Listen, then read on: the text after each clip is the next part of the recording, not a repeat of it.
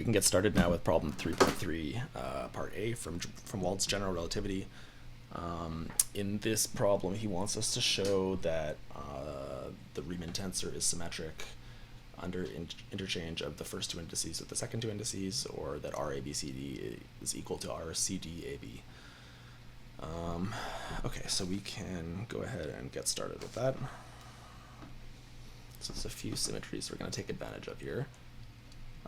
First, the fact that the Riemann tensor is antisymmetric under exchange of the first two indices, and also antisymmetric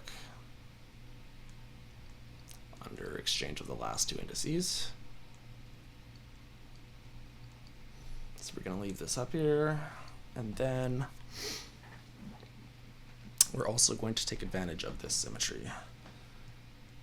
RABCD. So the Riemann tensor antisymmetrized over the last three indices is going to be 0. So we can write this explicitly. It's going to look like,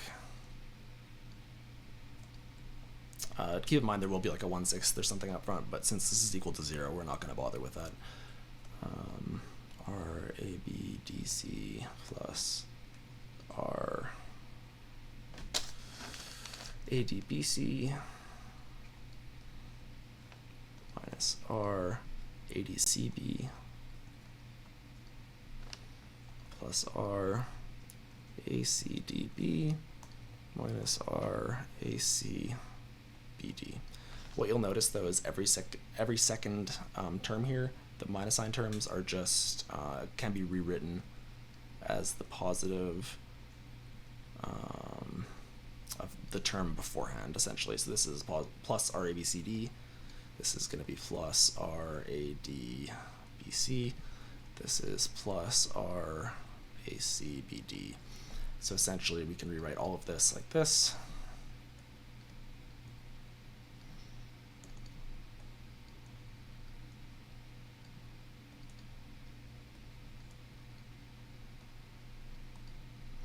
So again, the 2 here is kind of inconsequential. It ends up just going away.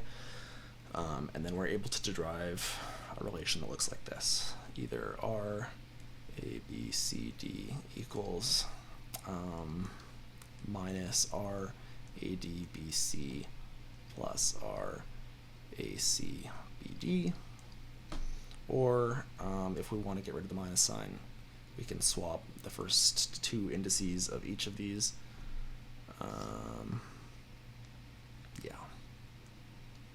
DABC plus RCABD. And these two relations are going to be useful for us. We're going to come back to these. And in fact, we're going to come back right now, right away. We're going to take the second relation, the positive one, and just rewrite it.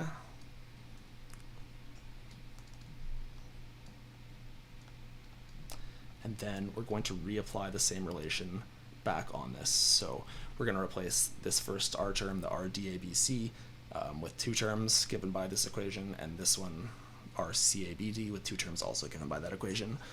So it can be a little bit confusing how this works, but hopefully this will be clear. So for RDABC, we're going to get 2 terms, the first of which is going to be the dth term, so that's going to be C. And then this says next is going to be the 8th term, so that's D. Then the bth term, which is A. And then the cth term, which is B. And then we're going to get a second term here now. It wants the cth term of this, which is B, the 8th term, which is D, the bth term, which is A, and the dth term, which is C. So I know this is a little bit confusing how we're going about this, but I hope it's somewhat clear. And now, so those first 2 terms are just for RDABC, and now we're going to do the same thing for RCABD. I'm going to be a little bit less explicit about what I'm doing and just write them down here, but I hope it is clear.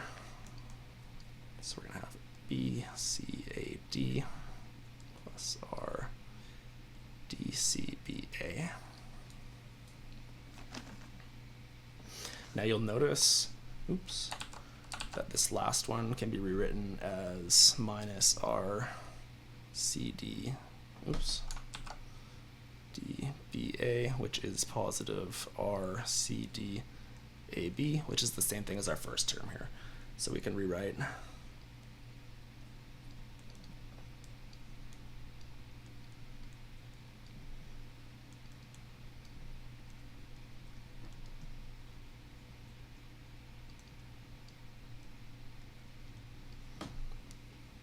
Now I'm going to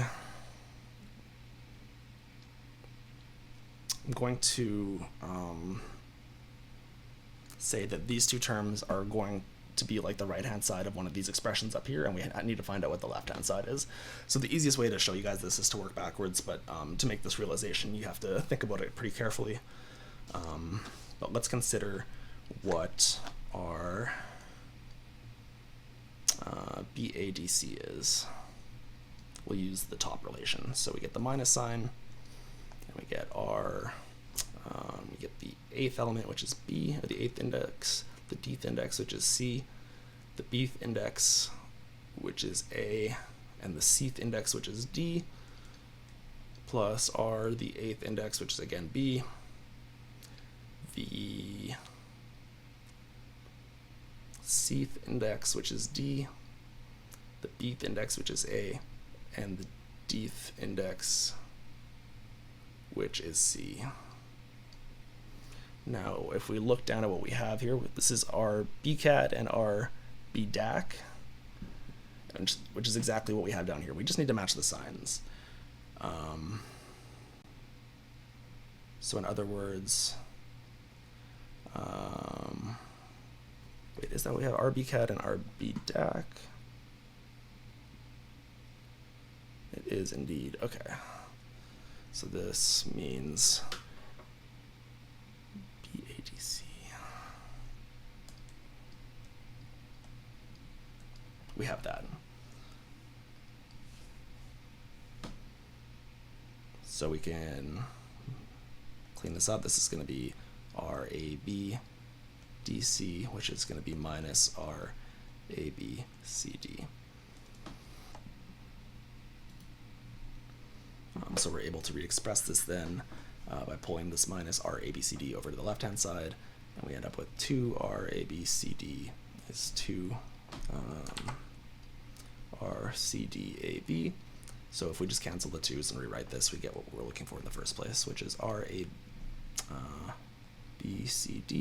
is equal to RCDAB. Okay, so we can start part B now, where we're meant to show that in n dimensions, the Riemann tensor has n to the 4 components, but on account of the symmetries, not all of these are independent, so we're meant to show that the number of independent components is n squared times n squared minus 1 over 12. So as it said in the problem statement, has n to the 4 components in total. And if you think about it, it's like each index has n choices, essentially. So n choices here, n choices here, n choices here, n choices here. And then we start using symmetries to get rid of those that have redundant information. So if we think about picking the first two indices only,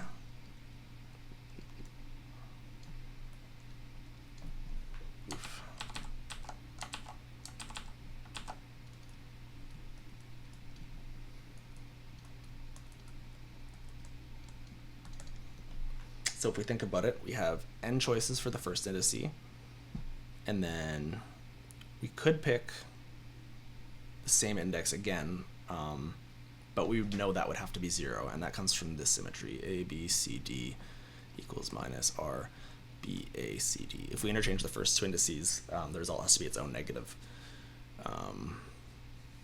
which for the case with where the indexes are the same, it's going to mean it has to be 0. So we actually have n times n minus 1 choices here. But this symmetry also implies that when B and A are interchanged, it's redundant information because it just adds a minus sign. We already have that information. So finally, we divide by 2. And we'll just call this M.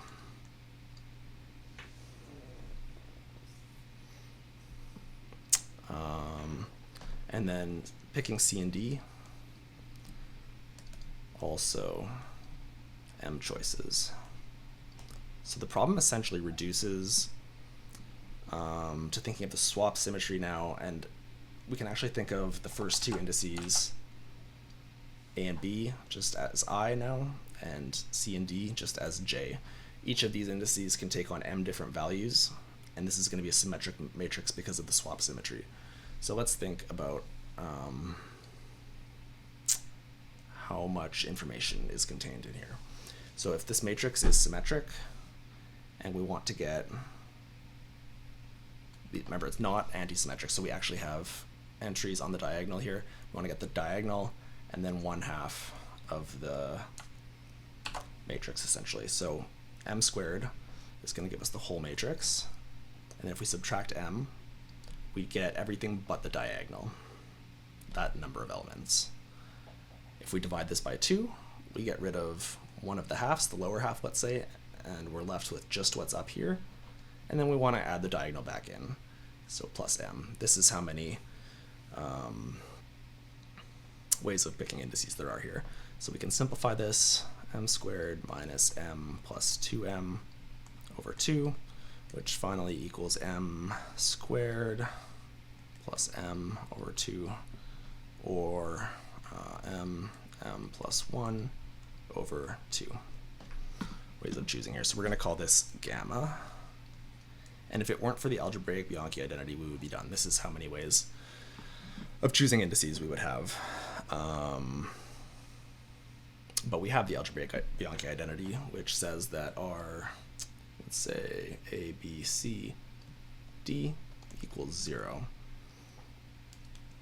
Now, one thing to note, all indices must be different, otherwise it just reduces to previous anti-symmetry relations. So essentially, we know we have gamma ways of picking, and then if we include this, we're going to have to subtract n choose 4 relationships. And the reason for this is that if you think about, picking these indices, if none of them can be the same, then it's n choose 4. You have n choices, and you're picking 4 of them. So we'll call this alpha. N choose 4. And this is going to be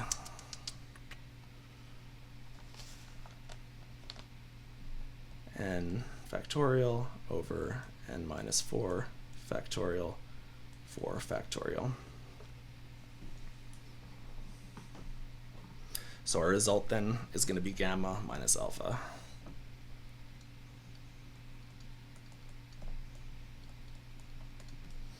So let's go ahead and calculate that. So for gamma, oops, I have some leftover stuff down here. For gamma, we have something like m plus 1 over 2, and then subtract alpha, which is going to be n factorial, n minus 4 factorial, 4 factorial.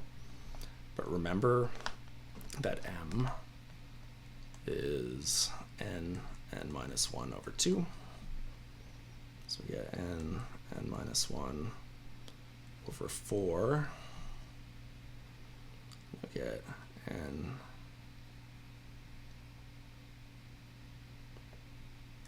minus 1 over 2 plus 1. Sorry for my sloppiness. And then we're going to get minus, let's see, d, oops, not d. We're going to get, let's say, n minus 1, n minus 2, n minus 3 over 24 from the 4 factorial. So we can start simplifying this. Let's see, we get n minus 1 over 4, n minus 1 plus 2, over 2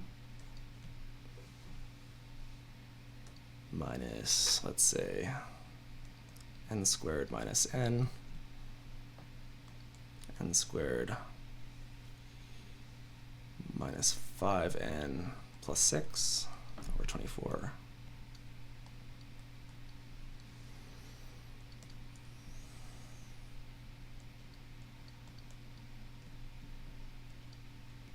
We'll pull that 2 out to be with the 4. We get n squared minus n plus 2 minus, so let's just fully expand this now. We get n to the 4 minus 5 n to the 3 plus 6 n squared minus n cubed plus 5 n squared minus 6n over 24.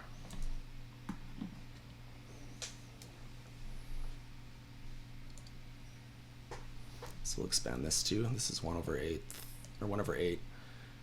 Let's see, n to the 4 minus n cubed plus 2n squared minus n cubed plus n squared minus 2n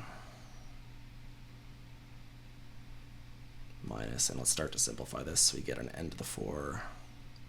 It's going to be a 1 over 24 out front.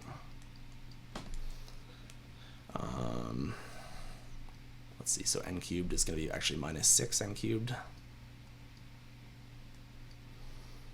N squared is going to be plus 11 minus 6n. Okay, so we can simplify a little bit over here too. We also want to get this over 24, so we're going to make this 3 over 24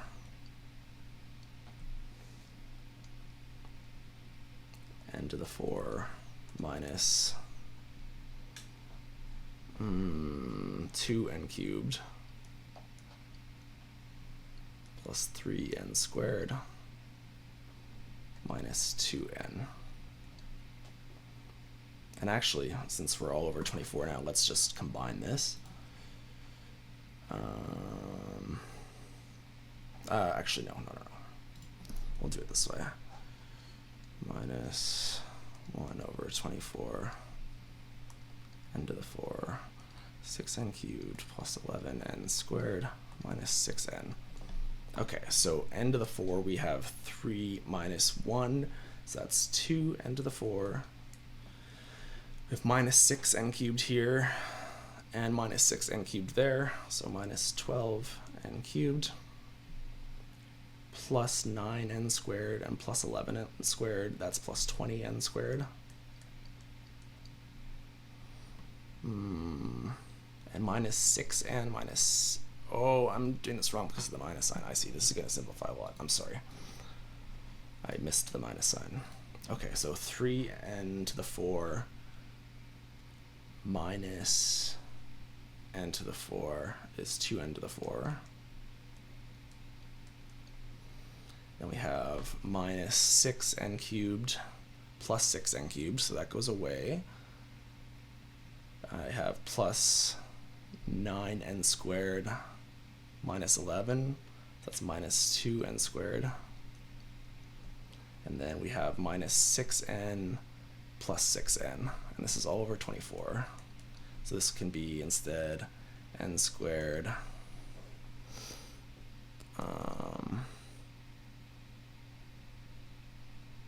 n squared minus 1 over 12, which is exactly what we were asked to show, I am pretty sure. So 1 over 12, yeah, it is. So that is the end of the problem.